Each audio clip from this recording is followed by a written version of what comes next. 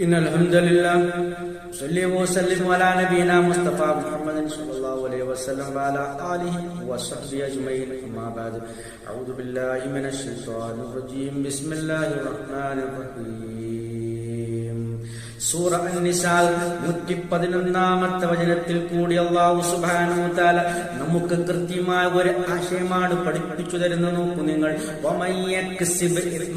ആരെങ്കിലും ഒരു കുറ്റം സമ്പാദിക്കുന്നതായാൽ എന്ന് പറഞ്ഞാൽ ഒരു കുറ്റം അയാൾ പ്രവർത്തിക്കുന്നതായാൽ അപ്പോൾ നിശ്ചയമായും അത് കാര്യം യക്സിബുഹു അവൻ സമ്പാദിക്കുന്നത് അലാ നഫ്സിഹി അവന്റെ സ്വന്തം ദേഹത്തിനെതിരായിട്ടാണെന്ന് പറഞ്ഞാൽ ഒരു മനുഷ്യനൊരു കുറ്റം പ്രവർത്തിക്കുകയാണെങ്കിൽ അത് അവന്റെ നഫ്സിനെ അവന്റെ ആത്മാവിനെ തന്നെ അത് കൃത്യമായി അത് അപകടപ്പെടുത്തുന്നതാണ് അവന്റെ തെറ്റെന്ന് പറഞ്ഞാൽ ഒരിക്കലും ആ തെറ്റ് മുൻ ആയത്തുകളിൽ വിശദീകരിച്ചതുപോലെ ആരുടെയെങ്കിലും തലയിൽ കെട്ടിവെച്ചുകൊണ്ട് രക്ഷപ്പെടാൻ കഴിയില്ല.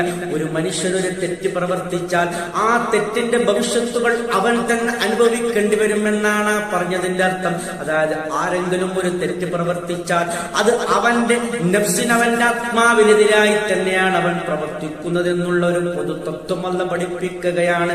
ഒരിക്കലും അതുകൊണ്ട് മറ്റുള്ള ആർക്കും ഒരു ഉപദ്രവവും വരുത്താൻ ഇയാൾക്ക് കഴിയില്ല. അല്ലെങ്കിൽ ഇവന്റെ കുറ്റന്മാരുടെയെങ്കിലും തലയിൽ കെട്ടിവെച്ചുകൊണ്ട് രക്ഷപ്പെടാനും കഴിയില്ല. അതാണ് അല്ലാഹു സുബ്ഹാനഹു വ തആല ഈ ഒരു തത്വമാണ് നോക്കൂ നിങ്ങൾ കൃത്യമായി നമുക്ക് പഠിപ്പിച്ചു തരുന്നത്. വഖാനല്ലാഹു അല്ലാഹു ആകുന്നു അലീമൻ ഹകീമ എല്ലാം അറിയുന്നവനും ഹക്കീമൻ അഗാധജ്ഞനുമാകുന്നു എന്നാണ് പറയുന്നത്.